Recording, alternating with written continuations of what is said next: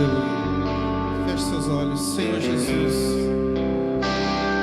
Aleluia. Espírito Santo, nós te louvamos, Senhor, nessa noite. E o Senhor é bem-vindo nesse lugar. És bem-vindo, Espírito Santo do Senhor. Aleluia. Nós nos reunimos nessa noite e nesse momento, Senhor, porque queremos dar o melhor das nossas vidas. Senhor, todo o nosso pensamento nós voltamos para o Senhor. As nossas emoções nós consagramos ao Senhor. Cada movimento do nosso corpo, Senhor, cada gesto, cada palma, cada movimento, Senhor, é tudo para Ti, é tudo para a Tua honra, é tudo para a Tua glória. Ó Espírito Santo de Deus, venha receber hoje, Senhor, a nossa adoração. Senhor amado, que o Senhor encontre liberdade em nosso meio, porque somente o Senhor pode dar vida, somente o Senhor pode renovar a força, somente o Senhor pode dar algo novo, ó Senhor Jesus, para nós nessa noite. Ó Espírito Santo do Senhor, és bem-vindo nesse lugar. Cada lar, cada vida, cada família, Senhor, que assiste a essa celebração, Senhor, visita a vida de cada um, Senhor.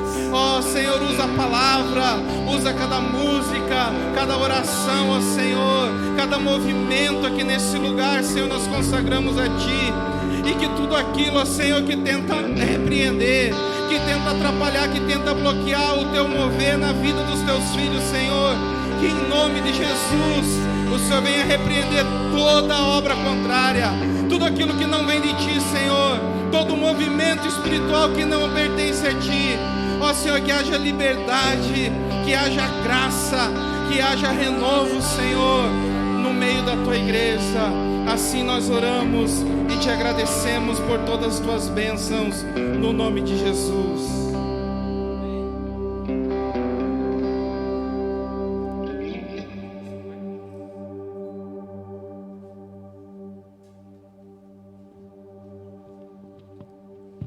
Boa noite, amada igreja. Sim, podem tomar se você. Então, hoje eu fui encarregado de passar o cronograma dessa semana abençoada que está por vir. Amém? Isso aí. Então, para nós potencializar ela, para nós estar mais íntimo de Deus, a gente vai começar com o Flow, na terça-feira às 8 horas. Ali está quinta, mas foi transferido. Então, o que é o Flow? Em poucas palavras, seria um momento de intimidade com o Senhor, né, Mateus? É isso aí. Tá todo mundo convidado, tio, tia. Vem, é uma experiência única. Então, vale a pena. Então, eu estou atiçando a curiosidade de vocês. Venha, vai ser muito legal. Terça-feira, então fica com o Flow. Quarta-feira nós temos o Entre Elas, com as mulheres. Daí, mais informações, daí vai ter que ser visto com o pastor Uberdan, né? Amanhã, 30 mensagens no WhatsApp, né, pastor? Mas beleza, né? Mas qualquer dúvida é com o pastor Uberdan. Quinta-feira, então, vai ter a janta do Ministério do Louvor, né? Que daí é com eles. É só para música, né? Mas para deixar avisado. E sábado nós temos os kits, que começa às 10, e em seguida temos o almoço. Costumo dizer sempre que o kids é a sementinha que a gente planta, né? Então, traga seu filho, sua filha. É importante isso para o crescimento, né? Eles vão dar continuidade para a nossa igreja. E também tem a questão do teatro. Acho que está sendo montado um teatro, uma apresentação. E daí mais informações é com a Thalita. Ergue a mão ali, Thalita. E com a Pri. Ergue a mão lá, Pri. É isso aí. Sábado, então... sexta-feira também tem o Start, às 19 horas, para os adolescentes. Então, adolescentes, chamam seus amigos, enchem essa igreja, vale muito a pena e espiritualmente para vocês é essencial. Então, chama um amigo, vamos encher essa igreja. Sábado, às 19h47, então, nós temos o Touch, que é dos adolescentes. Quem se sentir... Adolescente, não, dos jovens. Quem se sentir jovem, né, pastor Verdão? Chega aí, é um grupo que está crescendo cada vez mais e eu acredito que o Touch vai ser muito importante para o crescimento de Campo Novo. Nós, hoje, tivemos com Café com Deus e tivemos uma reunião muito importante, né, Pastor Gui? E eu acredito que é o início da decolagem. E vai ser bênção, né, nas nossas vidas. E domingo de noite, às 19 horas, nós vamos ter a celebração e vai ter o início de uma nova trilogia. D3, né, pastor? Uma série nova. É mais episódio? Melhor ainda, então. Então, convide aí o pessoal, parente, vamos encher essa igreja aí, para eles poderem escutar da palavra do Senhor, que é bênção em nossas vidas. Projeto de amor, né, nova série. Não percam, né, porque a última foi sensacional. E é isso aí, irmãos. Bom culto a todo mundo.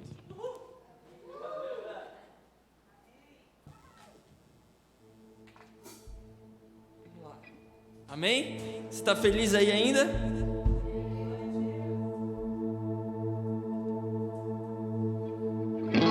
Lembrando que você é livre, se você pode ficar de pé, se você pode, não faz mal. Eu gosto de falar e eu ensinei isso muito. Nossa, que máquina. Vocês já assistiram a live? Vocês viram que na live aparece o som da... Enfim. Se você é livre, eu gosto de falar para os jovens, e a gente tem vivido isso. Se você quer caminhar durante o louvor, se você quer ficar sentado, se você quer se ajoelhar, se você quer deitar, o importante é que você não atrapalhe quem está do lado, né? Claro, não vai, enfim. Mas é importante que você tenha esse momento com Jesus. Não é simplesmente uma apresentação. Nós não estamos nos apresentando aqui. O nosso coração, o nosso objetivo é que em uma só voz, como uma igreja, a gente celebre e exalte o nome de Jesus. A gente se fortaleça nas canções, a gente se acalme nas canções e certamente engrandeça o nome de Jesus.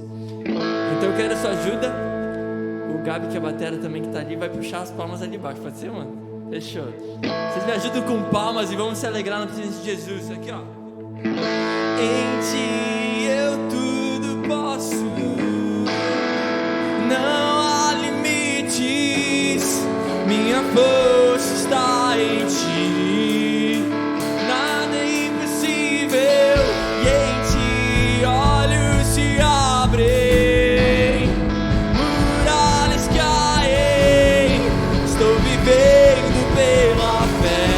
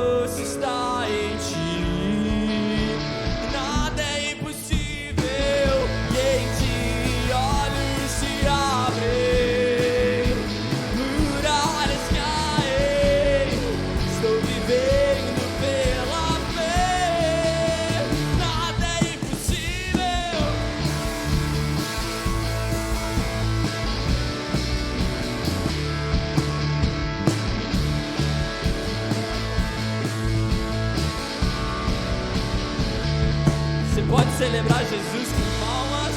Aleluia!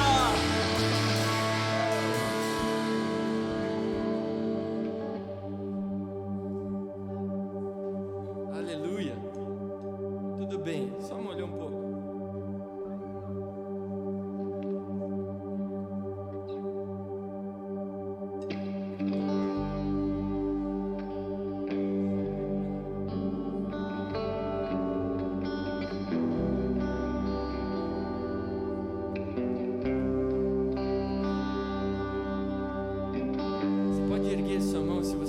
Se você pode, erga suas mãos aos céus e com a sua voz comece a declarar que Jesus é poderoso. Jesus, Tu és poderoso, Tu és bendito. Nós erguemos as nossas mãos para declarar que o Senhor é grande, que o Senhor é poderoso, que o Senhor é maravilhoso, que o Senhor é majestoso. Nós erguemos as nossas mãos declarando que nós dependemos do Senhor. Nós erguemos as nossas mãos declarando que a nossa vida é do Senhor. Nós erguemos as nossas mãos agradecendo ao Senhor pelo seu cuidado sobre as nossas vidas. Quero ensinar uma canção. Se você quiser ficar com a mão erguida ou quiser baixar, você é livre agora, tá bom? Fica à vontade. Eu quero ensinar uma canção para você e o refrão dela diz: deixa queimar. Sabe que certa vez Jesus estava caminhando com duas pessoas que estavam indo pelo caminho de Emaús. E nesse caminho Jesus conversava com eles e eles depois faziam um comentário: e não é que os nossos corações queimavam ao ouvir a voz de Jesus? Não é que os nossos corações se alegravam na presença de Jesus? Então quando a gente cantar isso, eu quero que seu coração seja aquecido, incendiado, motivado, e você sabe o quanto você é amado e é perdoado por Jesus. Ouvi o meu Senhor bater na porta e o meu coração queimou. Ouvi o meu Senhor bater na porta e o meu coração queimou. Eu não vou parar, gastarei minha vida aos teus pés. Forte isso, né? Forte. Eu não vou parar, eu gastarei minha vida aos teus pés. Larará, larará, larará, larará, larará, larará.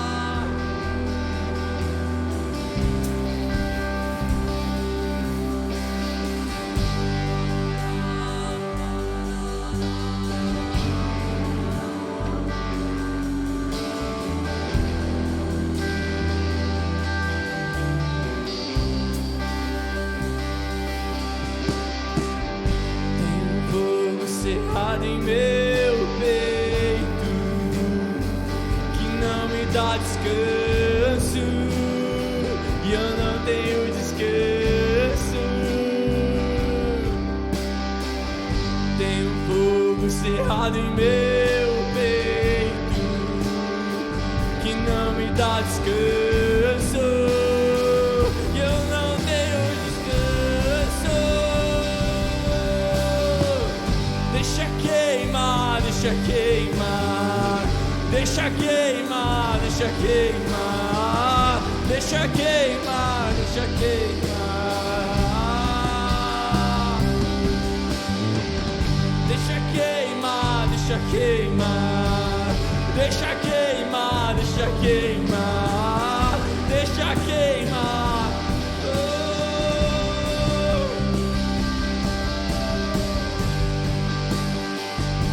Deixamos o Senhor entrar, acender esse lugar.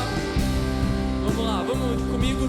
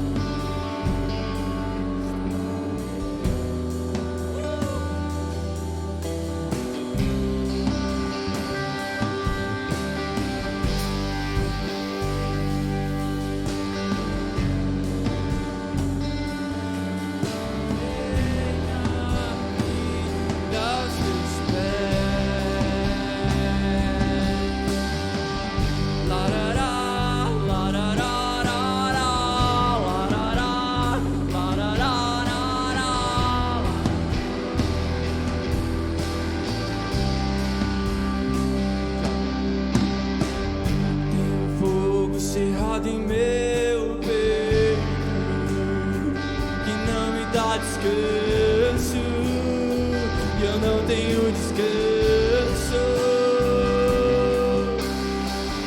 Tenho fogo cerrado em meu peito que não me dá descanso, e eu não. Deixa queimar, deixa queimar, deixa queimar, deixa queimar, deixa queimar, deixa queimar, deixa queimar, deixa queimar, deixa queimar, deixa queimar, deixa queimar, deixa queimar. Senhor, nossos corações estão dispostos, nós nos colocamos. Vamos cantar isso aqui assim, ó. Esse é o meu desejo, de gritar pro mundo inteiro que aqui dentro do meu peito só quero queimar por ti.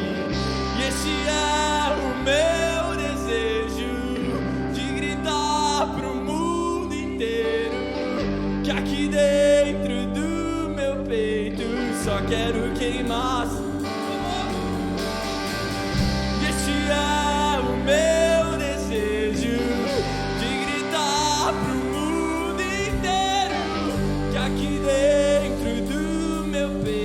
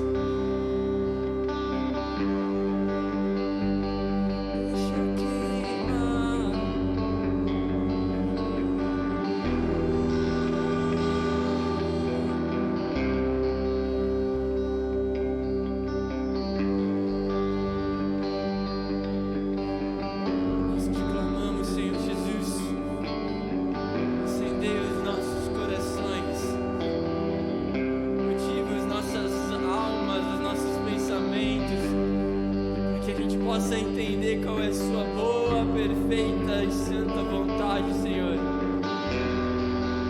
Não sei como é que está o coração de cada um essa noite, mas eu tenho certeza que o Senhor quer incendiar. Eu tenho certeza que o Senhor tem expectativa em você. O Senhor acredita em você, no seu propósito, em quem você é, em quem você está caminhando para se tornar. Certamente, como igreja, caminhamos para sermos iguais e semelhantes a Jesus. Mas o Senhor quer pegar o seu coração e Ele quer aquecer, quer trazer vida, quer trazer calor, a ponto de outros corações que estão próximos de você possam ser também aquecidos. Sabe que o Senhor também me mostra que o seu coração aquecido também tem a ver com queimar e jogar fora com aquilo que não é de Deus. Existe uma passagem na Bíblia que está em Lucas, capítulo 11. Não é muito pregada, sabe?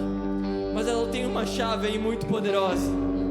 Ali fala que quando o espírito imundo sai do corpo de alguém, então a casa é limpa, é arrumada.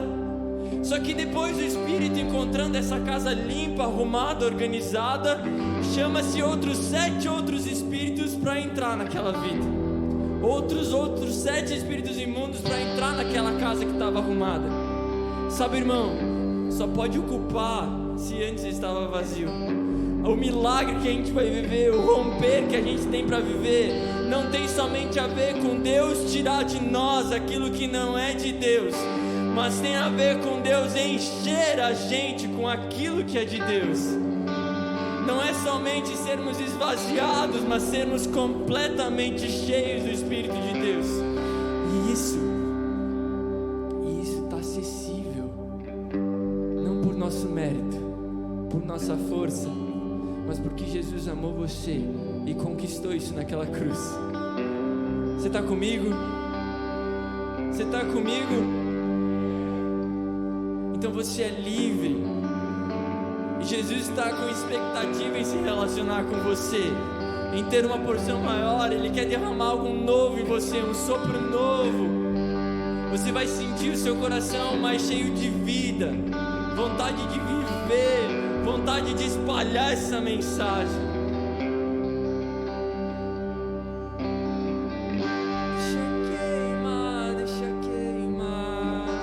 Deixa queimar, deixa queimar, deixa queimar, deixa queimar.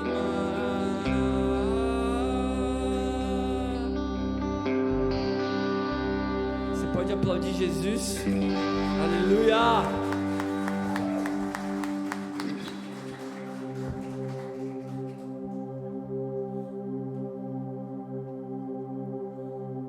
Fazer algo diferente, ó. Eu vou falar assim: agora é o momento de generosidade, você celebra, tá bom? Agora é o momento de generosidade.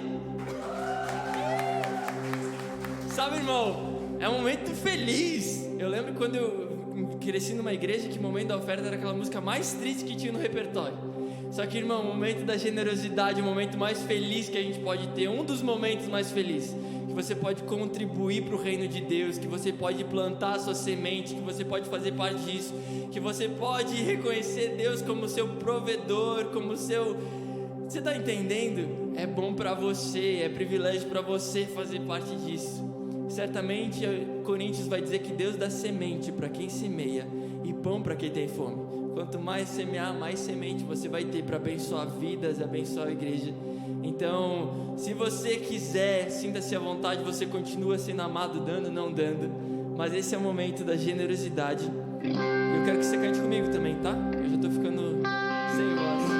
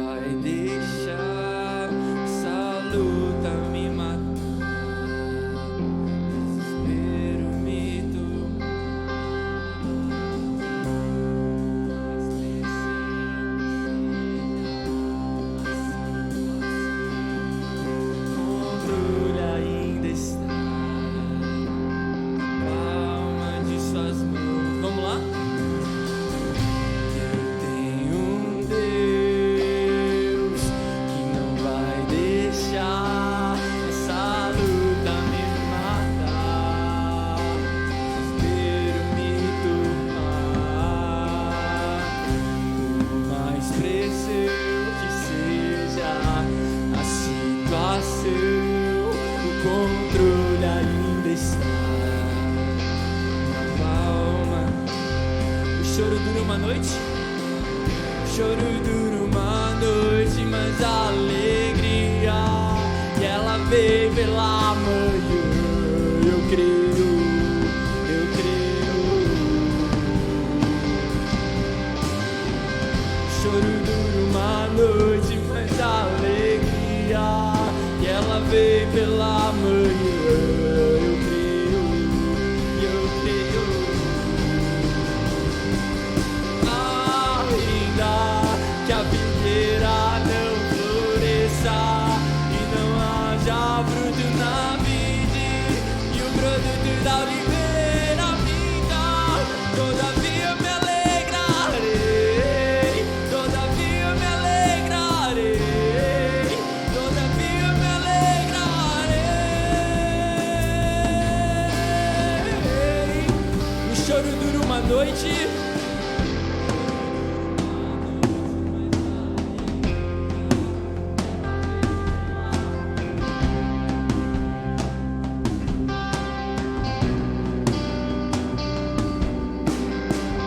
Choro dura uma noite, mas a alegria que ela vem pela manhã. Eu creio. Ainda que a figueira não floresça e não haja fruto na vide e o produto da oliveira minta, todavia me alegrarei, todavia me alegrarei, todavia me alegrarei.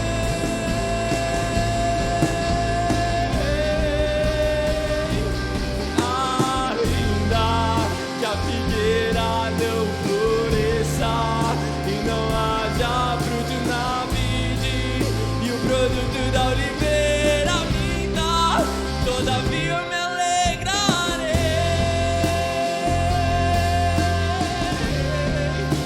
todavia me alegrarei. Ainda que a figueira não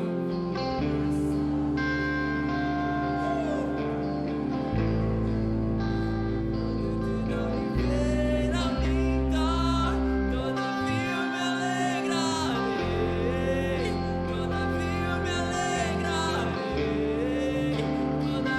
todavia me alegrarei, todavia me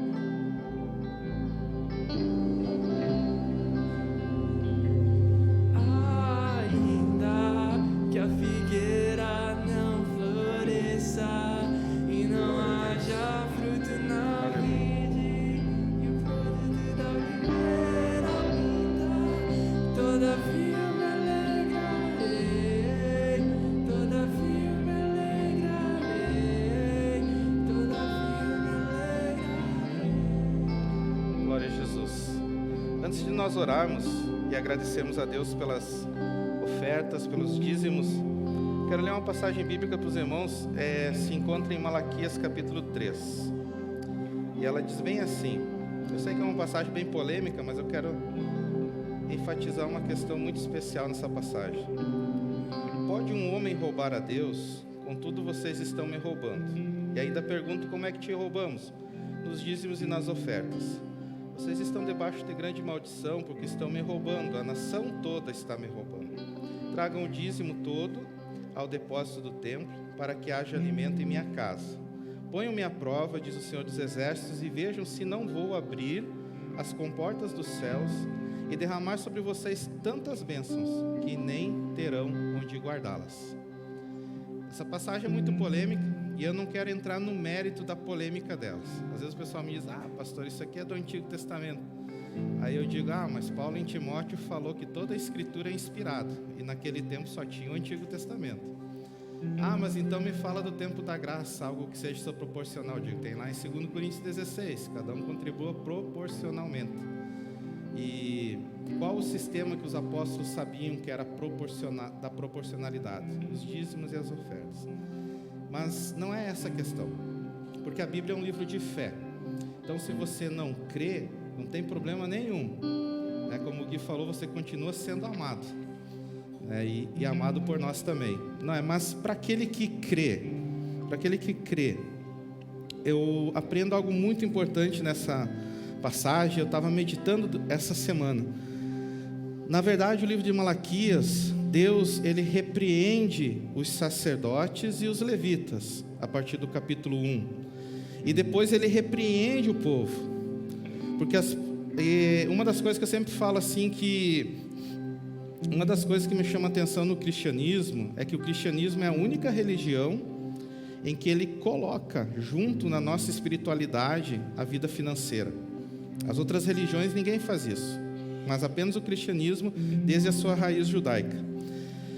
Então esse era o contexto da passagem que Deus está falando aqui para as pessoas, Vocês não acreditam mais em mim. E o povo, ele estava com seu relacionamento assim, era tanta amargura das pessoas, e as pessoas estavam tão revoltadas contra Deus, enfim, tinha tanta confusão, que se você ler o livro de Malaquias ali, Deus vai falar sobre a questão dos sacrifícios, como é que era, e os sacerdotes faziam uma confusão também. Todo mundo, daí Deus diz aqui, toda a nação está com problema comigo. Mas o que me chama a atenção, que eu estava meditando, é que para aquele que acredita, então, que Deus tem, nesse momento de dízimos e ofertas, para aquele que acredita que o seu relacionamento com Deus envolve a sua vida profissional, envolve o seu trabalho, envolve o lugar onde você está, envolve aquilo que você faz, envolve aquilo que você tem. Não é por acaso, mas isso faz parte do propósito que Jesus tem na sua vida. O diabo, ele trabalha incansavelmente para você ser um ingrato. É isso que eu estava meditando nessa palavra. O povo tinha um monte de reclamação, os sacerdotes tinham um monte de reclamação com Deus. Todo mundo reclamava de Deus. E daí assim, não tem como eu fazer, não tem como eu dar esse animal, não tem como eu dar esse fruto aqui, porque Deus não me deu isso, não aconteceu aquilo, e eu estou magoado, estou chateado com Deus. E a ingratidão tomou conta do povo de Israel.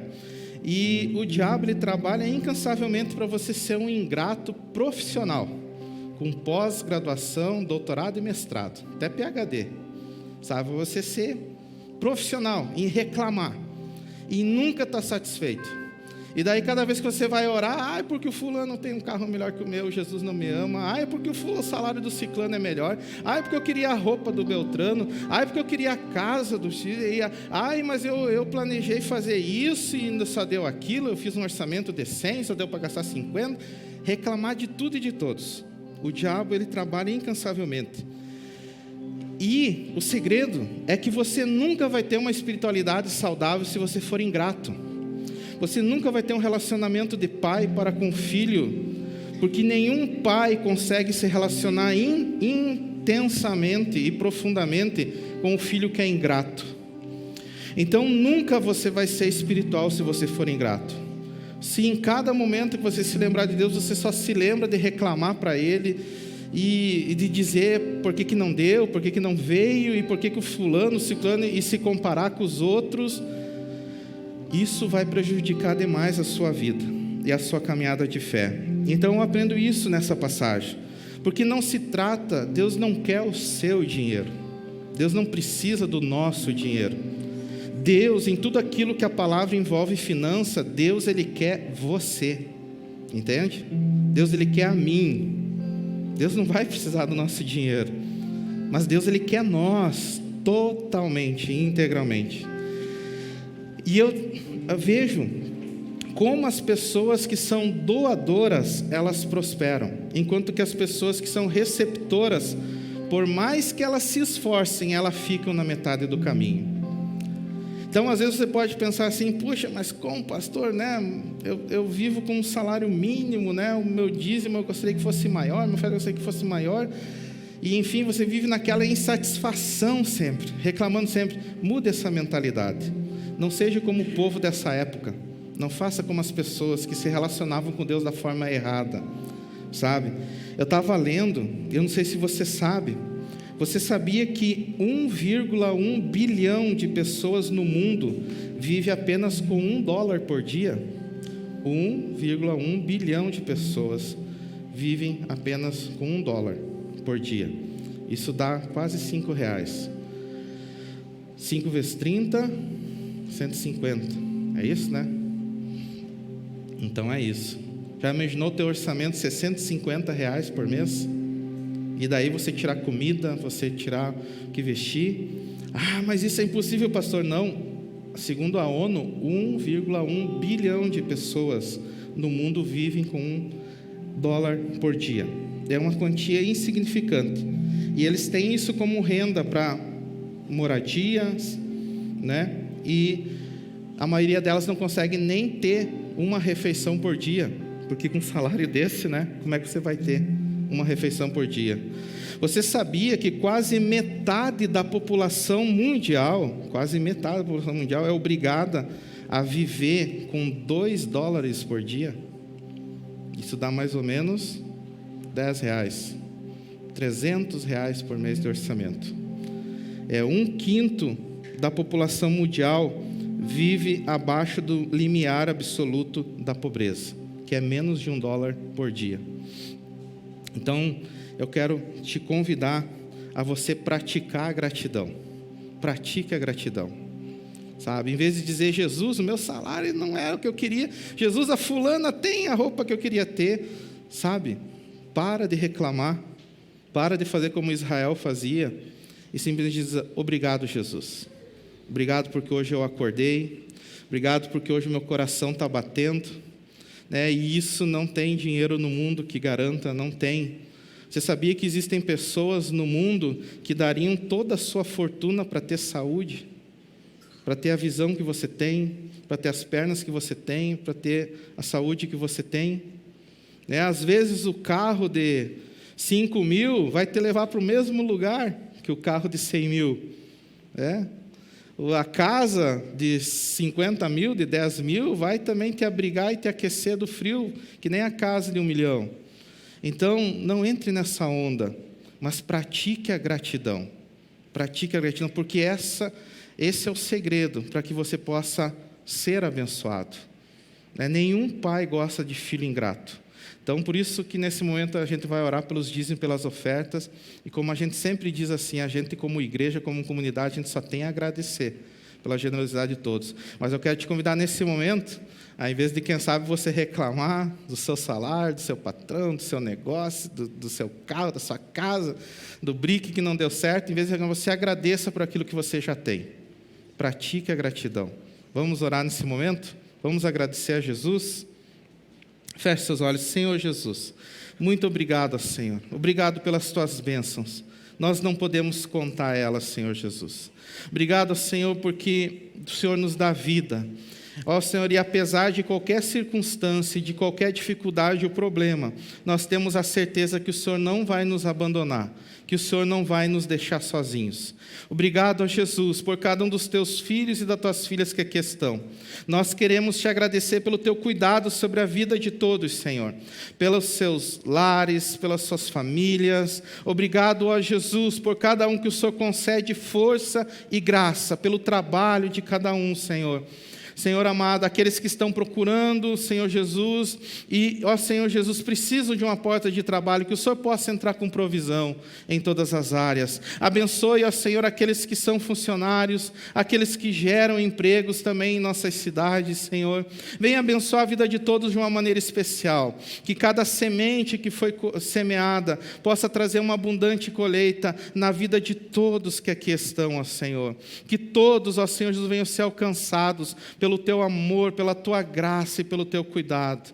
Obrigado, ó Senhor Jesus, nós Te agradecemos, ó Senhor, porque sabemos que, acima de qualquer coisa, nós temos um bem muito maior, um tesouro que é o Senhor nas nossas vidas.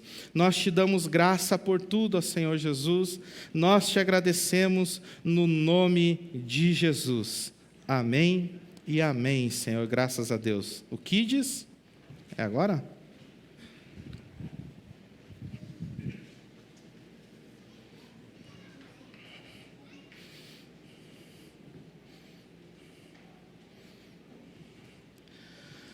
Então a gente vai começar uma série no próximo domingo, uma nova série. Hoje a gente quer fazer tipo uma introdução. Nossa série vai ter a ver com missão, projeto de amor. O ID de Jesus, a gente quer compartilhar nessa série, que o ID de Jesus é um projeto de amor que o Pai elaborou para resgatar a humanidade perdida. Mas não se trata apenas da gente falar sobre missão, mas da gente se envolver nesse projeto. Então, que Jesus vai inspirar muito a sua vida, falar muito ao seu coração.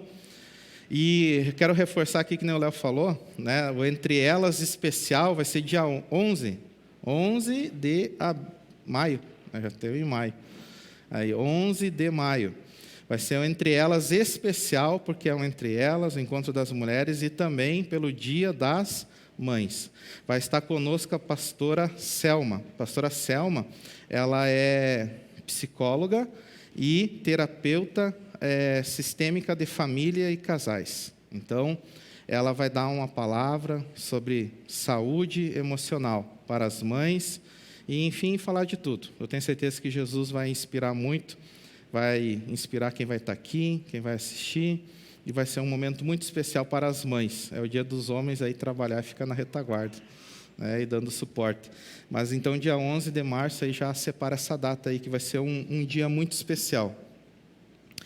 E, então, como introdução da nossa série, hoje a gente vai também dar essa pincelada sobre missão. Então, qual é a nossa missão? A gente sempre ouve isso daí, essa pergunta. E a gente quer falar, né, fazer esse trocadilho, né? A gente quer falar sobre a comissão, sobre omissão e sobre missão.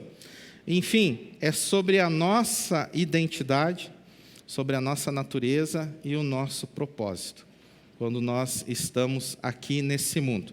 E eu vou ler para vocês aqui Mateus 28, a partir do versículo 18, tem então a grande comissão de Jesus. Essa versão aqui é da Mensagem, tá? Ela é bem contemporânea. Resoluto, Jesus os instruiu: Deus me autorizou a comissionar vocês. Vão e ensinem a todos os que encontrarem de perto e de longe sobre esse estilo de vida, marcando-os pelo batismo do nome tríplice, Pai, Filho e Espírito Santo. Vocês devem ensiná-los a praticar tudo o que tenho ordenado a vocês. E eu estarei com vocês enquanto procederem assim, dia após dia, até o fim dos tempos. Então, essa é a grande comissão de Jesus. Jesus, antes de subir para o céu, deixou esse mandamento para nós. E falando de mandamento, certa vez, Jesus foi indagado qual que é o principal mandamento. Está lá em Mateus 22, a partir do versículo 36. Diz assim, o rapaz chegou e falou: Mestre, qual o mandamento mais importante na lei de Deus? E Jesus respondeu: Ame o Senhor seu Deus com toda a compaixão, toda a fé e toda a inteligência. Esse é o mais importante, o primeiro de qualquer lista, mas há um segundo ligado a esse: ame o próximo como a você mesmo. Esses dois mandamentos são como elos de uma corrente. Tudo que está na lei de Deus e nos profetas deriva deles. Então, essas passagens aqui resumem o que a gente quer conversar. Jesus, então, ele nos comissionou. Antes dele subir aos céus, voltar para o Pai, ele deixa um mandamento, uma missão para os seus discípulos. E nós somos incluídos nessa comissão, nesse mandamento. Então, a gente quer conversar e refletir sobre a nossa identidade, nosso propósito e missão nesse mundo. Falando sobre a nossa identidade, então. Minha identidade, sua identidade. Por que é importante nós falarmos sobre identidade, propósito, para daí meditarmos sobre missão? Porque a nossa identidade faz parte do nosso propósito. E a nossa natureza é um grande obstáculo para nós cumprirmos essa missão que Jesus nos deu. Então, nesse sentido, a gente quer conversar. Começando pela nossa identidade. Em primeiro lugar, a gente tem que ter bem definido na nossa vida que a nossa identidade, a sua identidade, ela é definida por Jesus. Não é o seu passado que define a sua identidade, não são suas dores, seus traumas, não é. Puxa, pastor, mas como é que Jesus me ama? Como é que Jesus vai ter uma nova identidade? Se o senhor soubesse a minha história, se o senhor soubesse cada coisa que eu fiz, enfim. Não é isso que define a sua identidade. Não é isso. A nossa identidade, ela é definida por Jesus. Como a gente sempre diz aqui, nós não temos luz própria. Automaticamente, quando a gente diz que Jesus, ele veio, vindo da parte do Pai, e o Pai é o nosso Criador. João 3,16, que Deus amou o mundo de tal maneira que enviou o seu Filho para que todo aquele que nele crê não pereça, mas tenha a vida eterna. Então, Deus como nosso Criador, toda a criação, tudo aquilo que é criado, ele precisa ter uma causa maior do que ele. E Jesus é essa causa. Jesus é essa causa maior do que nós. Ele estava junto na criação, ele é um com o Pai. Então, Jesus é o nosso Criador. E por isso que a nossa identidade é definida por ele. Porque foi o Pai que nos criou. Não é nada fora de Jesus onde você vai encontrar a definição da sua identidade. E por isso ele pode nos comissionar, porque ele é o nosso Criador. É por isso o Pai, então, ele, antes do Filho voltar aos céus, ele deixa esse mandamento: vocês devem ir pelo mundo. Vão pelo mundo. E compartilhem tudo que vocês ouviram, aprenderam de mim, compartilhem, vivam e compartilhem desse estilo de vida. Enquanto vocês fizerem isso, eu vou estar com vocês todos os dias, até o final de tudo. Então, nós acabamos de ler isso em Mateus 28, 19. Jesus, então, ele é o nosso Criador, ele define a nossa identidade, e ele definiu a nossa missão, ele nos comissiona para essa missão. Nós não estamos aqui nesse mundo por acaso de bobeira, sabe?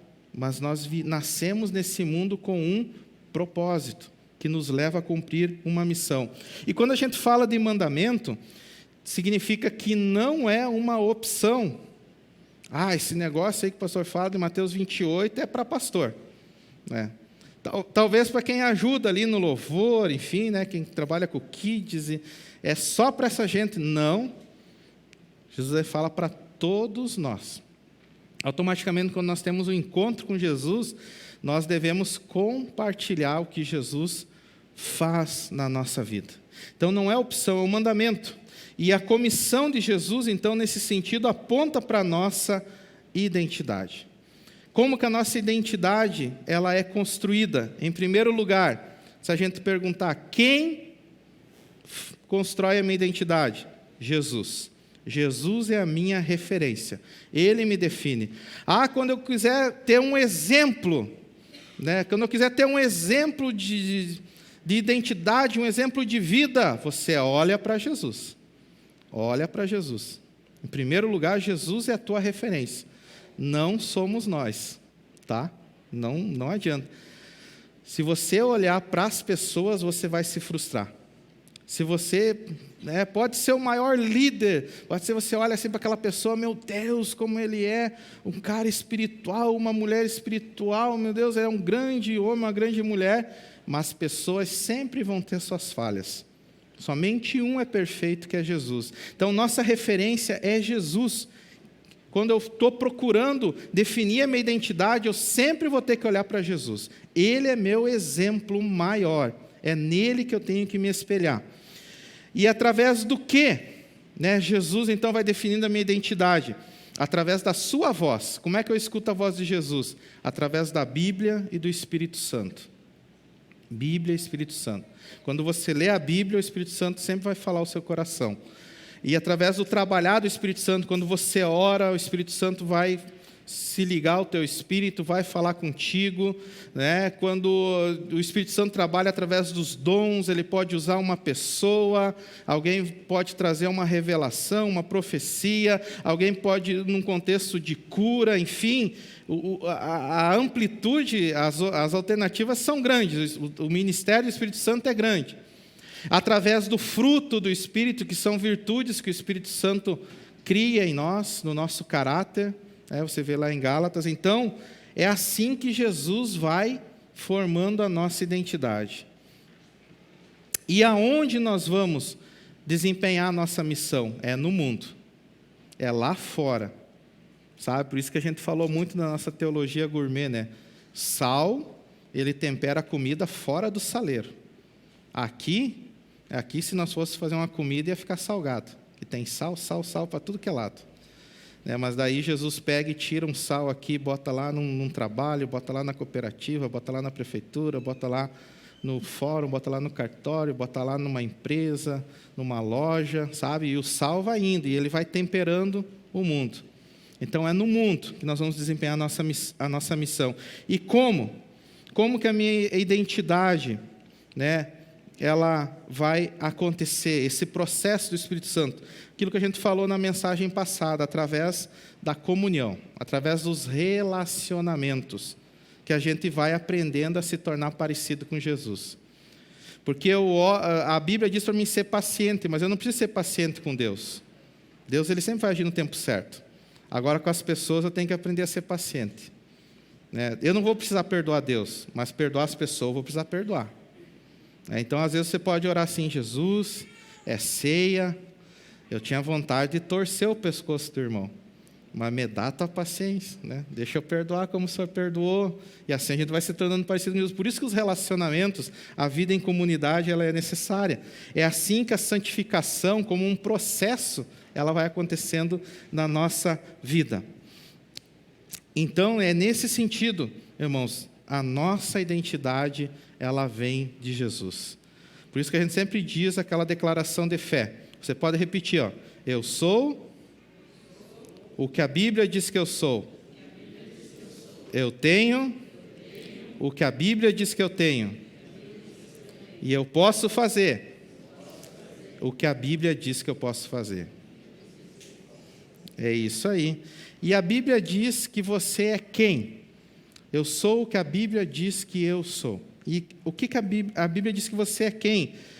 Está lá em João, capítulo 1, versículo 12. Contudo, aos que o receberam, aos que crerem em seu nome, deu-lhes o direito de se tornarem filhos de Deus. Aos que creram aqui está falando de Jesus, capítulo 1 de João. Aos que creram no nome de Jesus, aos que crerem em Jesus como Filho de Deus, como Salvador, Redentor da humanidade. O Pai deu o direito de se tornar filho. Nós somos filhos. E é nesse sentido que a nossa identidade, então, ela é definida por Jesus. Porque nós nos tornamos filhos de Deus. E daí o filho carrega e reproduz naturalmente o DNA do Pai. Tem essa frase aí. O filho carrega e reproduz naturalmente o DNA do Pai. A partir do momento que eu entendo que eu sou filho, o caráter de Cristo, sabe? O DNA de Cristo, as qualidades de Cristo, elas vão se reproduzindo na minha vida. De maneira forçada, não. De maneira espontânea. Vai acontecendo, é um processo natural. O filho, ele tem o direito de fazer parte da família do Pai. Aí eu entendo, a partir do momento que a minha identidade, eu entendo quem eu sou, então eu entendo que eu faço parte da família de Deus. Eu faço parte do reino de Deus. E isso é muito importante. Por isso, se enquanto você não saber quem você é, enquanto você não realmente crê na promessa de Deus, através de Jesus Cristo, que você é filho de Deus, aí você não tomar posse dessa promessa e viver essa realidade, você não vai encontrar o seu propósito, você não vai poder encontrar a sua missão nesse mundo. Então, Jesus, ele já nos mostra isso com 12 anos. Com 12 anos, a Bíblia diz que Jesus já entendia que ele fazia parte do reino do Pai e da família da fé. Certa vez, Jesus ele ficou 3 dias, José e Maria perderam Jesus. Jesus estava 3 dias desaparecido. E daí estavam procurando Jesus e encontraram Jesus no templo. Aí Lucas, capítulo 2, versículo 49, quando eles chegam até Jesus e diz: mas como você se perde de nós, né? Se perdeu de nós, aí a gente é apavorado, procurando você em tudo que é lugar, por Jerusalém e tal. Aí Jesus diz assim, ele disse: por que estavam procurando por mim? Não sabiam que eu tinha que estar aqui tratando dos assuntos do meu Pai? Entendeu como Jesus se via como filho? Estou tratando dos assuntos do Pai. Entende? Jesus sabia quem ele era. E nesse sentido, quando a sua identidade ela é definida, a sua maneira de enxergar o mundo muda. Sabe? O diabo, a cultura, sempre vai tentar te colocar como o quê? Como filho de Deus? Não, como fracassado, como derrotado, como perdedor, como aquele que nada vai dar certo, tudo vai dar errado, né? É isso que o inimigo tenta colocar. Mas Jesus não. Jesus, através de Jesus, a gente entende que nós somos filhos amados e queridos de Deus. Ele nos trata como filho. Jesus sabia quem ele era, que ele fazia parte do reino. Então, a nossa identidade, a sua identidade, aponta para o seu propósito. Você já sabe quem você é? Você já tem isso bem definido na sua vida? Quando você ora como filho ou você se enxerga de outra maneira? Você vê em Deus o Pai que te ama? Você vê em Deus o Pai Celestial que te ama, te acolhe incondicionalmente, que entende você, que entende todos os seus problemas e complexos e qualidades e defeitos também? Você consegue se ver assim? Você precisa buscar isso. Você precisa. Eu sempre conto aquela história do pastor Luciano Subirá, que um colega dele, um vizinho dele chegou, e o pastor Luciano Subirá estava orando. E o pastor Luciano disse que era muito quente lá no Paraná, o pastor Luciano estava orando de calção sem camisa, porque estava suando, né? E daí, diz que o amigo dele, coisa de moleque assim, de piazedo, diz que eles tinham uma escada até a janela, que era no 2º piso da casa, e daí o amigo dele sempre subia direto na escada. Daí o amigo dele apareceu na janela. E daí quando o amigo dele viu o pastor, naquela época não era pastor, viu orando, daquele jeito assim, ele disse assim: mas homem, o que tu está fazendo? Estou orando, né? Parabéns, veio atrapalhar minha oração, né? E daí disse assim: mas tu se apresenta diante de Deus dessa maneira, de calção, sem camisa? Cara, quando tu vai orar, tu deve se apresentar melhor, tu está diante de Deus, né? Quando tu vai diante de um juiz, tu vai sem camisa? Aí o pastor Luciano falou assim para ele: esse é teu problema, porque quando tu está diante de Deus, tu se vê Deus como um juiz, né? Agora eu quero te perguntar uma coisa: um juiz com certeza não vai aceitar numa audiência no fórum o cara sem camisa. Mas quando o juiz chega em casa e o filho dele vem, está jogando bola e chega tudo embarrado, suado, e pula no colo dele, o que o juiz vai fazer? Vai dizer: sai daqui, tu não está vestido, tu não está limpo? Não, o juiz vai pegar, abraçar o filho e vai dizer: ô meu filho, que bom que cheguei em casa. Assim, você quando ora vê Deus como juiz, mas eu vejo Deus como meu pai. Então eu estou suado, estou sem camisa, eu pulo no colo do meu pai. Então você já vê Deus como seu pai. Isso é importante na construção da sua identidade. Quando eu assumo minha identidade, eu descubro o meu propósito. Tá? Então identidade é algo importante para compreendermos nossa missão e desempenharmos a nossa missão. Segundo lugar, vamos falar da nossa natureza, né? Comissão, omissão, né? Os problemas, os obstáculos para nós desempenharmos a nossa missão. Se por um lado nós temos Jesus, que nos leva ao Pai, que nos ama e nos acolhe, a verdade é que existe uma batalha espiritual no mundo à nossa volta, além desse mundo físico, e nós temos um adversário que sempre vai lutar para despertar a nossa natureza e para fazer você não entender a sua identidade. não se vê como filho de Deus. Se vê como qualquer outra coisa, fracassado, mas não como filho de Deus. O diabo sempre vai lutar para você não descobrir e não possuir a sua identidade em Cristo Jesus. Ele vai querer te levar para o outro lado. Ele vai querer despertar a sua natureza humana.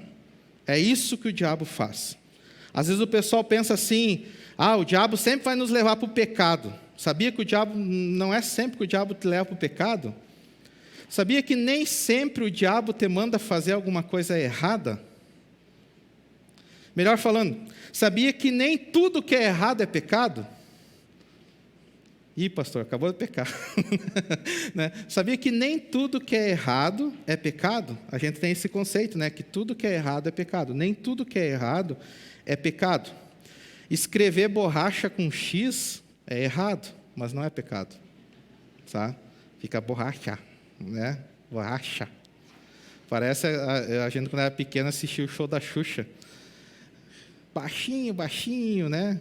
Beijinho, beijinho, tchau, tchau. Então, quem tu quer mandar um beijinho? E todo mundo dizia, para minha mãe, para meu pai, para você.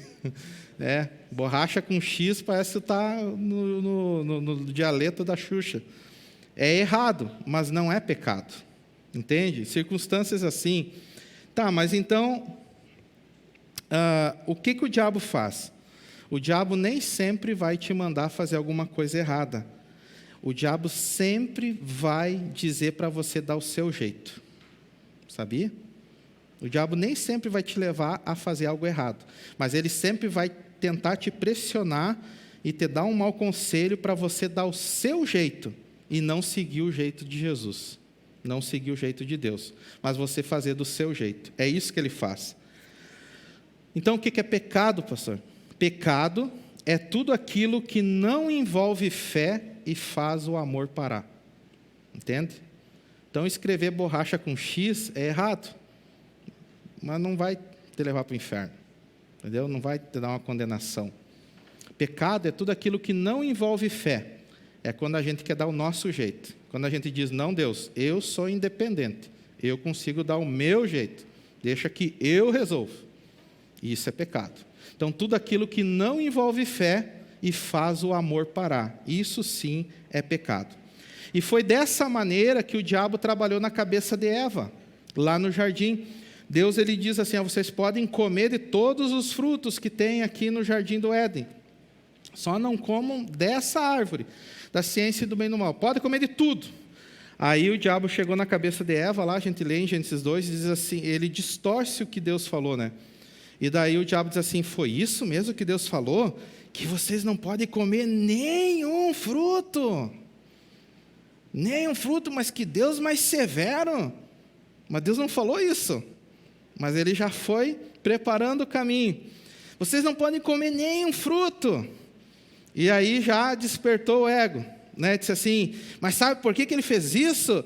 Porque ele sabe que quando vocês comerem, vocês vão ser igual a eles. Porque vocês são bons demais. Né? Deus está falando assim, mas vocês são 10. Ele fez vocês com a imagem, a semelhança dele. Ele está com medo do potencial de vocês. Aí o diabo diz assim, se eu fosse você, daí já sugeriu para Eva dar o jeito dela, né? Se eu fosse você, eu faria assim, comia a fruta, comia esse negócio. É assim que o diabo trabalha, entendeu? O diabo sempre vai te levar a você dar o seu jeito. Nem sempre ele vai te dizer para fazer uma coisa errada. E é assim que ele trabalhou lá no Jardim do Éden. O diabo diz para você dar o seu jeito, mas a gente sabe que o melhor é sempre do jeito de Jesus. O melhor é a gente seguir a direção de Jesus e fazer do jeito de Jesus. Só que o jeito de Jesus tem uma condição, que é fé total nele. Entendeu? Fé total nele. Tudo você tem que acreditar na palavra de Jesus. E o que é pior, a nossa natureza, a gente está falando da nossa natureza, né? Que ela muitas vezes é um obstáculo para entendermos o nosso propósito e cumprirmos a missão de Jesus. A nossa natureza, ela sempre vai querer uma garantia. E Jesus diz assim, creia em mim, mas eu não vou te dar nenhuma garantia. Tu tens só que acreditar. em mim. Então é nesse sentido. Fé total, essa é a condição.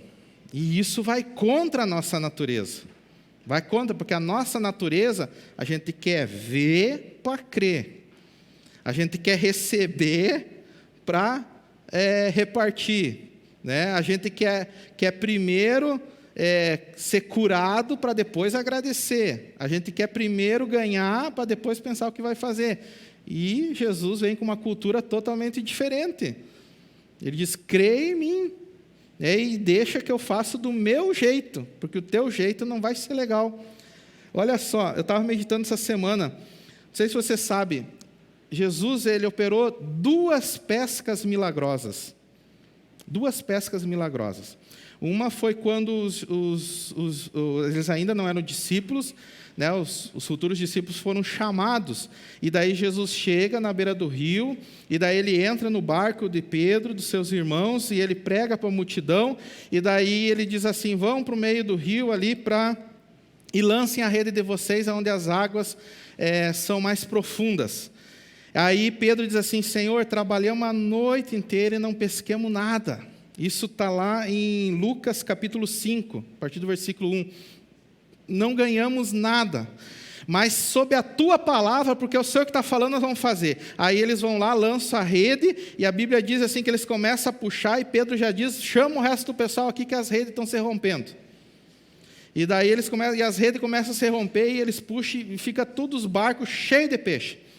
Só que teve mais uma pesca milagrosa, que foi lá em João capítulo 21, após a ressurreição.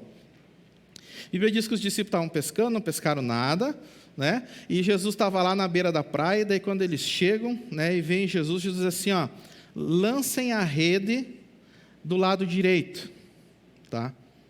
Lancem a rede do lado direito. E daí os discípulos não pescaram nada de novo, mas obedeceram à voz de Jesus e juntaram a rede cheia de peixe. E a Bíblia diz assim, que daí quando Jesus diz assim, ó, vão lá e pegam um peixe, vão amassar e comer aqui, tudo nós juntos, sentados aqui na praia. Aí Pedro vai lá e ele conta, tinha 153 peixes, e as redes não se romperam. Então teve 2 pescas milagrosas. Mas o que me chama a atenção é a primeira pesca, porque a primeira pesca foi quando Pedro foi chamado. Só que em Mateus capítulo 4, versículo 18, Mateus não conta esses detalhes. Ele só diz que Jesus chega para Pedro e seus irmãos, diz, venham após mim e eu vos farei pescadores de homens. E eles seguem Jesus. Mas Lucas nos dá, né, mais detalhes. E eu fico pensando nessa questão da fé, depender de Jesus, que a lógica de Jesus não é a mesma que nossa. E isso, até a gente falou ali nos dízimos e ofertas, isso também é um ensino para a nossa vida financeira, né? Para ver como a Bíblia fala dessas questões. Porque qual que era o trabalho de Pedro? Era pescador. O que o peixe representava ali? Dinheiro. E olha só o que Jesus faz. Eles trabalharam a noite inteira, não tinham ganhado nada, né? E daí Jesus manda lançar as redes, então nas águas mais profundas, vem tanto peixe que as redes se rompem, todos os barcos ficam cheios de peixe. Aí na minha lógica, se é comigo, eu penso assim, Jesus é maravilhoso. Se eu sou Pedro, pescador ali, sofri a noite inteira, Jesus é maravilhoso, olha quanto peixe, quanto dinheiro a gente tem aqui, a gente tem dinheiro para dedéu, vai dar para ajudar todo mundo na cidade, a gente vai poder fazer um trabalho filantrópico lá, um monte de coisa, ajudar nos projetos do templo, não sei o quê, né? Aí Jesus enche o barco de Pedro, e depois Jesus diz para Pedro assim, ó, Pedro, deixa tudo e segue-me. Ela não é totalmente fora de conexão? Será que a gente abandonava o barco cheio de peixe para seguir Jesus? Olha só, que coisa assim totalmente fora da lógica. Por isso que seguir a Jesus tem uma exigência, fé total. Né? Eu acho que se eu fosse Pedro, eu ia cair ainda na tentação, assim, no vacilo, e Senhor, deixa pelo menos eu contar e vender um pouco dos peixes, né? Para nós levar para a viagem aí, né? O seu ministério é longo, né? Quem sabe a caminhada é grande aí. Mas não, Jesus enche o barco de todo mundo, e depois que Jesus enche o barco de todo mundo, Jesus chega para Pedro e diz, Pedro, vou te fazer pescador de homem. Mas agora que o negócio está bom, Jesus, não. tua praia é outra, né? Vem e segue-me. Então, fé total para seguir. Claro que Jesus estava mostrando para Pedro e para os discípulos ali, se vocês me seguirem, né, nenhuma riqueza, nenhuma fama, nenhuma glória desse mundo vai se comparar com o que eu tenho para vocês. Esse negócio de ser pescador de homens vai mudar a vida de vocês. Se vocês estão maravilhados com esse barco cheio de peixe, eu quero dizer que isso é só o início, tem muito mais. É isso que Jesus está dizendo. Entende? Então, a lógica de Jesus foge completamente da nossa lógica, por isso é necessário ter fé. É como caminhar no mar. Eu não passei por essa experiência, né? Se a gente quiser saber, tem que perguntar para o Pedro um dia, quando a gente chegar no céu. Dizer, Pedrão, como é que foi o negócio de caminhar no mar da Galileia? Mas Jesus, ele faz assim, caminhar no mar, você primeiro dá o passo, depois Jesus bota o chão, entendeu? E a gente quer que Jesus mostre o chão parelhinho, a estrada toda. Não, Jesus, ele trabalha assim, primeiro tu dá o passo e eu vou botando o chão. Isso é fé. Então, mas Jesus, ele quer nos mostrar que ele é o nosso tesouro maior. Que o que ele tem para nós, quando nós descobrir a nossa identidade, encontrar o nosso propósito e cumprirmos a nossa missão, o que tem para nós, irmãos, tanto nessa vida quanto na eternidade, não se compara a nada que nós, através do nosso esforço, poderíamos conquistar. Efésios 3:20, Paulo fala sobre isso. Aquele que é capaz de fazer infinitamente mais do que tudo o que pedimos ou pensamos, de acordo com o seu poder que atua em nós. Então, o diabo quer que você até conheça a missão que Deus tem para você, mas que você não se envolva. É isso que ele quer. Que você fique apenas na teoria. Que você diga, que bonito que ele trabalha com as crianças, que bonito que ele trabalha com os adolescentes, que bonito que ele trabalha com os jovens, que legal que é negócio de associação, que legal que a igreja faz lá no hospital. Mas não é para mim, né? Não fui chamado para me envolver nessas coisas. Bonito trabalho com as mulheres, bonito trabalho com os casal, bonito trabalho com os homens, mas não é para mim. Eu acho bonito, eu apoio, né? Mas não, Jesus não me chamou para essas coisas. Então, ele faz tudo para que você fique assim, só na teoria, e não se envolva, sabe? Só que tem um grande problema nisso. Você sabia que falar daquilo que você conhece, mas não vive, é informação. Tem uma grande diferença entre você falar daquilo que você vive e daquilo que você só conhece e não vive. Falar daquilo que você conhece, mas não vive, é informação. A Bíblia manda que nós, no caso na Bíblia, nós já vemos os mandamentos que nós devemos estudar a sua palavra, que nós devemos prosseguir no conhecimento pleno de Deus, que nós devemos crescer na graça e no conhecimento. Mas a Bíblia nos dá essa orientação não para nós termos conhecimento da Bíblia. Pastor, eu sei todos os mandamentos de cor, sei todos os livros de cor. 31.173 versículos da Bíblia, eu já decorei a metade. O cara diz, uau, esse cara vai para a primeira carreira do céu, né? Não se trata de conhecimento. Não se trata de você conhecer por conhecer a Bíblia, você tem que conhecer, a Bíblia manda você conhecer, a palavra ela deve ser estudada, conhecida, para você conhecer o Deus da Bíblia, entende? Para você que te leve, o teu conhecimento tem que te levar a um relacionamento com o Deus da Bíblia, para que nós possamos ter esse relacionamento e Ele venha reproduzir em nós o seu caráter e a sua natureza. Por isso que falar daquilo que você só conhece é informação. Mas falar daquilo que você conhece e vive na prática é transmissão. Você transmite algo. Você não está apenas informando. É por isso que você tem que se envolver.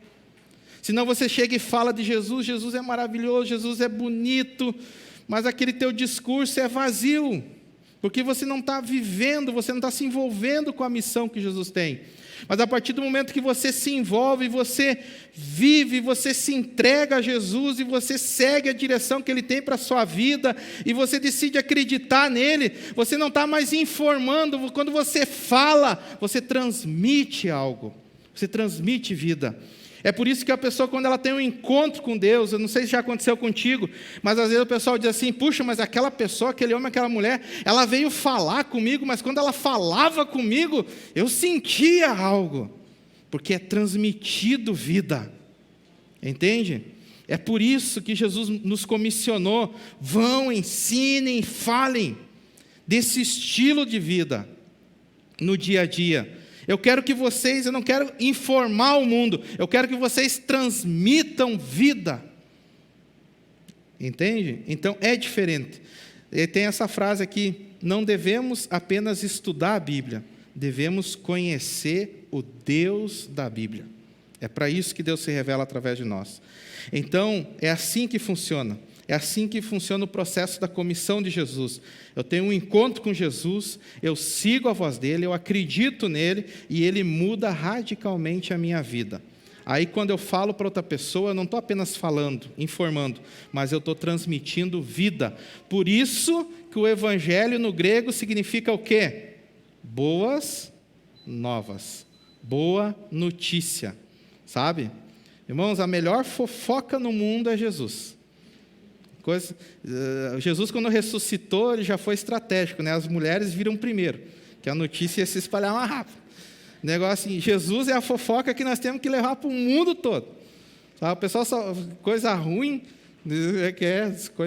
corre, né? Notícia ruim corre, né? E o evangelho nós temos que correr mais ainda que notícia ruim.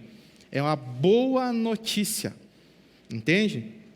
Então, é nesse sentido. Aí você pode pensar assim, puxa, mas eu ainda não experimentei essa mudança radical que vocês falam. Eu ainda, sabe, deu até uma melhoradinha assim, mas a coisa ficou um pouquinho melhor, mas ainda não, essa mudança radical, quem sabe você não se entregou totalmente para Jesus ainda. Quem sabe tem alguma área da sua vida que você ainda está resistente. Mas a hora que você se entregar totalmente para Jesus, você vai entender o que eu estou falando. Nós temos essa declaração de fé aqui, que você deve lembrar sempre que a sua natureza lutar contra o teu propósito. Você pode repetir, eu não sou, mas Jesus é. Eu não tenho, mas Jesus tem. Eu não posso, mas Jesus pode. Eu não vivo, mas Cristo vive em mim. Então é assim que funciona. E para nós concluir, na verdade, nem vou falar. Aqui já vamos fechar e vamos orar. O nosso propósito, a nossa missão. E eu te convido você a participar dessa série agora que a gente está começando a partir do domingo que vem. Propósito e missão. Sabe? Você tem que definir sua identidade, conhecer o seu propósito e se envolver com a missão que Jesus tem para você. Sabia que um oficial do Exército, no campo de batalha, num quartel-general, do QG, um general, um capitão, ele não tem problema com a sua identidade. Né? Nenhum oficial, nenhum general vai chegar no campo de batalha e dizer assim, quem que eu sou? Vocês sabem quem que eu sou?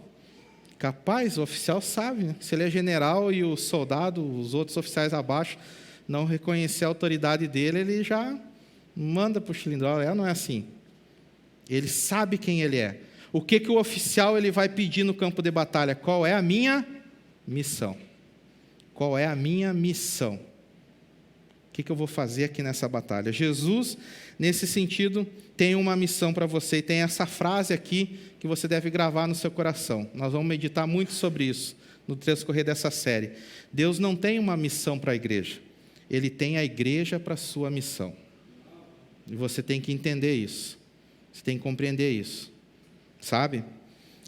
Vamos colocar de pé? Não sei se você não é do meu tempo, sabe? Então, eu vou falar de um negócio assim que não é muito antigo, mas não é do meu tempo. Porque eu sou um cara bem novo ainda, né? Então, mas não sei se você sabe, na década de 60, acho que foi, na verdade nem sei quando é que ano que foi, mas acho que foi nos anos 60, o presidente John Kennedy, ele queria muito, competindo com os russos, ele queria muito que os Estados Unidos fosse o primeiro país a chegar na Lua. E ele estudou uma estratégia, como grande estadista político que ele era, ele estudou uma estratégia de como enganjar a nação nesse propósito, sabe, nessa missão. E eu andei escutando, sabe, os discursos dele, que ele fazia no Senado e nos momentos, assim, nas festas cívicas dos Estados Unidos. Eu andei escutando, assim, para mim ver. E ele, então, ele apresentou para a nação que não era simplesmente uma corrida para chegar primeiro que a União Soviética na Lua, mas era assim que a humanidade, os Estados Unidos tinham que entender, a nação tinha que entender que eles iam começar uma corrida científica que ia levar talvez mais de décadas, né? Que era um projeto audacioso, mas que aquele avanço científico iria trazer muitas coisas boas para o futuro da humanidade. Ia se descobrir, através daquela corrida científica para chegar na Lua, tecnológica para chegar na Lua, então a ciência iria avançar, ia se descobrir a cura para algumas doenças, ia se desenvolver novos equipamentos para proteger as pessoas, e assim ele conseguiu mobilizar os Estados Unidos naquela campanha, sabe? E eles chegaram primeiro na Lua.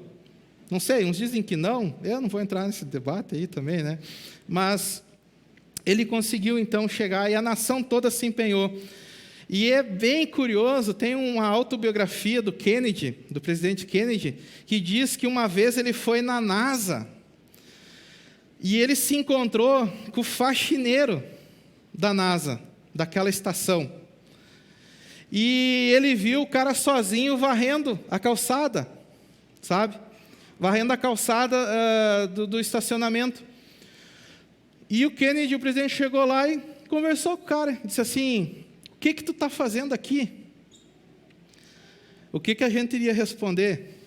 Eu ia dizer: eu estou varrendo a calçada, não está vendo? Como é que tu chegou a ser presidente nessas condições, né? Está vendo? O que eu estou fazendo com a vassoura, né? Sabe o que o varredor falou assim, ó? Parou e disse assim: eu estou ajudando o homem a chegar na Lua. Entendeu? Ele sabia quem ele era e ele sabia que ele fazia parte de uma missão, de um propósito maior. Ele fazia parte de um projeto e ele sabia o lugar dele e que a função dele era importante.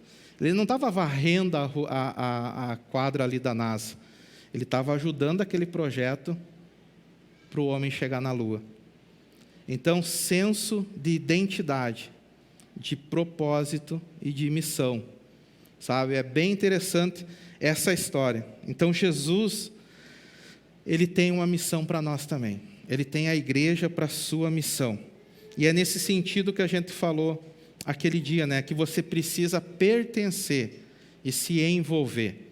Eu escrevi um devocional essa semana. Você nasceu, foi criado para ser órgão e não prótese. É membro, sabe? Quando você se perde da sua identidade, quando você não se envolve no propósito que Jesus tem, e você não cumpre sua missão nesse mundo, você se torna uma prótese no corpo de Cristo. Qual que é a diferença da prótese? A prótese, ela até ocupa o lugar do membro, mas ela não está ligada à cabeça, ela não está ligada ao cérebro. E nós sabemos que a igreja, como organismo, como corpo, Jesus é o nosso cabeça. E você foi criado para ser membro, não prótese. Que nem aquele faxineiro. Você pode dizer: mas a minha função é a menor, quem sabe eu não sei fazer muita coisa.